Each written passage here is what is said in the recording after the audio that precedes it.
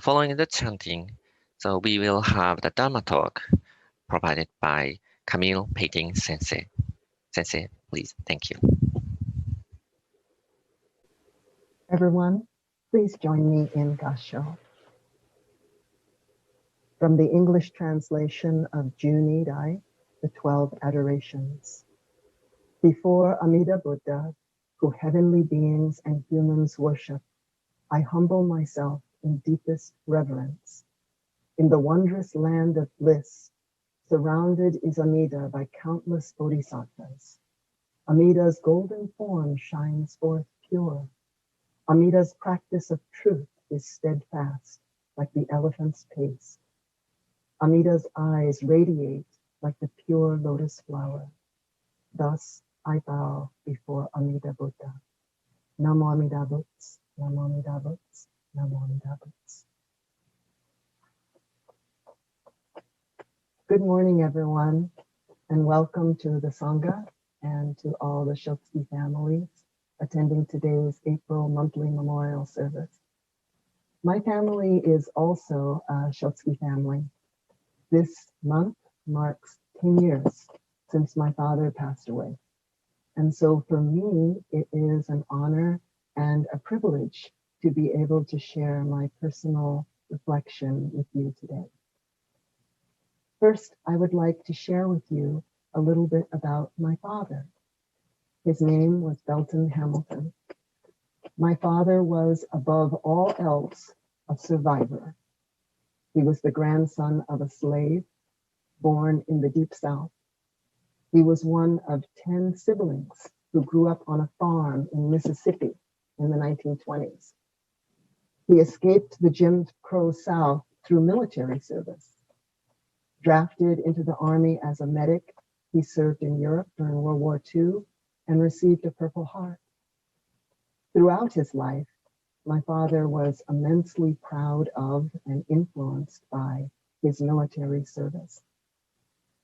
After the war, he moved to Portland, Oregon. He attended University of Portland for 2 years on the GI Bill, and later he transferred to Stanford University, where he was one of only 2 Black students in the 1940s. He got his degree, moved back to Portland, and went to law school. He was one of the first African Americans to graduate from Stanford in 1949 and went on to become the first Black Assistant Attorney General and the first Black federal administrative law judge in Oregon. When he and my mother married in 1957, they were the first recorded marriage between an African American and a Japanese American in the state of Oregon. During his life, he was part of a small group of influential Black professionals in Portland in the 1950s and 1960s who broke many racial barriers.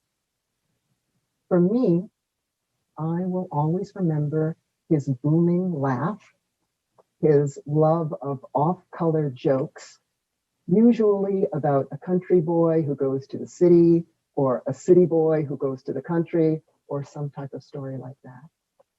And his unwavering belief in always telling the truth about everything. If there was one thing that my father could not abide, it was dishonesty or a person who was untruthful. Throughout his life, he was a friend to everyone and a mentor to many young lawyers, including me. Even though he was almost 87 years old when he passed, his passing still came as a surprise to me. I think I was surprised because he was always so much larger than life. With people like that, it's hard to believe that they will ever be gone. Many years ago, I attended a Dharma talk by a Jodo Shinshu minister describing how the loss of his wife led him to leave his career and become a minister. I apologize if I don't remember this story exactly correctly because it's been a long time ago. But as I recall it, the minister talked about how after his wife died unexpectedly, he was overcome with grief and sadness. One day, while he was walking, he saw a wildflower blooming. It was growing in an unusual place, a place where people walk. And seeing that flower made him think of his wife. And suddenly he realized how Amida was connecting him to his wife as a flower. He realized that that wildflower was meant for him and that everything would be all right.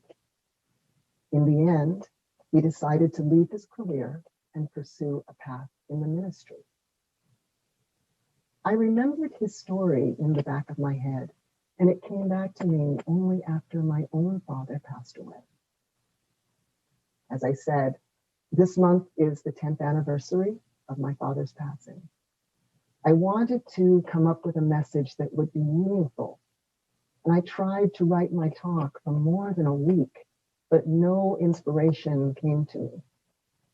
Finally, I decided that I would intentionally do nothing, just walk through mundane tasks all day until a Buddhist inspiration for the talk would come to me. And I expected that it would be big and bold and an aha moment that I would instantly recognize. So one day, I set out to do nothing in particular at all. On that day, I took a walk in the neighborhood with my husband in the morning. The sun was shining down and a wonderful cool breeze was blowing on our faces off of the ocean. We chatted and we bought groceries. We came back and I made fruit smoothies for my family. I had a call with my colleagues about a client who unfortunately found themselves in trouble. I did my mother's hair in the afternoon, and then my mother and I had a Zoom call with my brother in Illinois. While we did that, my husband paid bills and laminated my family's COVID vaccine cards. I called Arlene about BCSF business. And then my husband and I made a big dinner for the family, which included a roast, which my mother likes, a vegetarian eggplant and tofu dish, which my daughter and my husband like, and a salad with orange slices, which I like.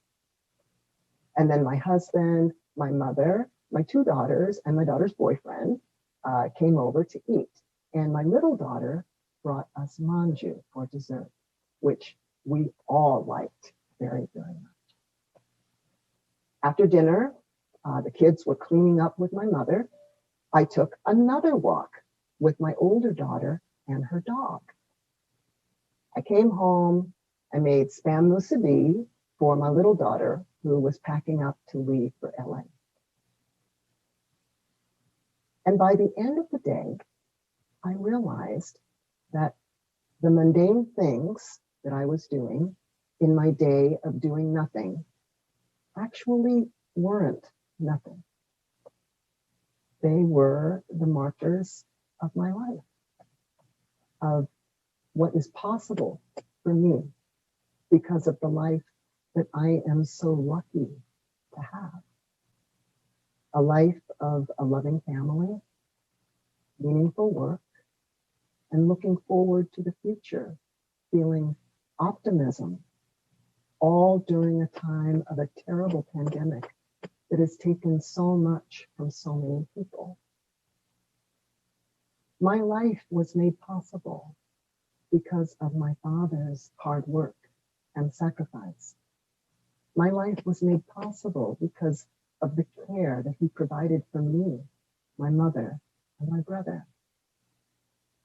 What else can I feel but gratitude to reflect on the remarkable fact that in 3 generations, because of my father's determination to leave the South and pursue an education, my family came from slavery, from being someone else's property, to my brother becoming a college professor, and me working in the legal profession.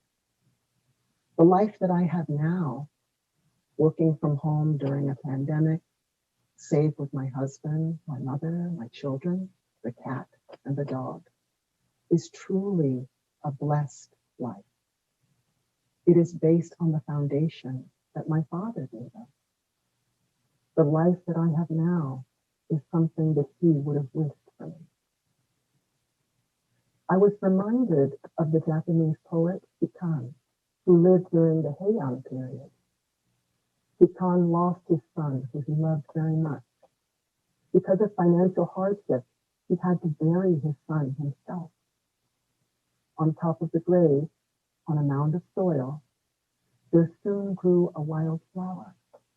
Upon seeing this, Kikan was astonished, and he thought, my beloved son has returned to me in the form of this wildflower. He was so touched by this that Kikan expressed his happy feelings in this poem. Hotoke-sama's heart and spirit is truly said to be full of compassion. As I reflect today, I think about what the ministers talked so many years ago and Kikan was expressing, is that when we're suffering emotionally from the loss of our loved ones, this is when the power of Amida changes form and approaches us as a wildflower, bird, the light of the sun, or the stars, to give us encouragement and compassion and to connect us with the world. When I was hoping for inspiration by doing mundane things, taking walks, making food and such, there was no big reveal in the way that I expected. But Amida's power connecting me to my father was there all along. I just had to see it. Those walks were meant for me. The breeze blowing by was connecting me to my father's voice, saying, everything is all right. The warm sun shining was the glow of his smile. Like the wildflower encountered by the minister and Kikan, these things were gifts of Amida that were meant for me. I just had to see it and to recognize it in order to feel it. Those simple things, like the breeze blowing and the sun shining, when I did my day of nothing, were really meant for me. They were Amida whispering encouragement to me, for which I am truly grateful. Thank you for listening to my reflection today. And in closing, I would like to wish for each of my fellow Shotsuki families a peaceful day together with memories of your loved ones, whether in your thoughts or going out for an outdoor meal with the family, which is what my family will do today, or in just observing the flowers, feeling the breeze, or the warm sun on your face. Death ends life, but it does not end our relationship. Through the power of Amida, our loved ones are always connected with us. Everyone, please join me again in Gassho. Before Amida Buddha, who heavenly beings and humans worship, I humble myself in deepest reverence. In the wondrous land of bliss, surrounded is Amida by countless bodhisattvas. Amida's golden form shines forth pure. Amida's practice of truth is steadfast, like an elephant's pace. Amida's eyes radiate like the pure lotus flowers. Thus I bow before Amida Buddha. Namo Amida Buddha, Namo Amida Buddha, Namo Amida Buddha, Namo Amida Buddha, Namo Amida Buddha, Namo Amida Buddha.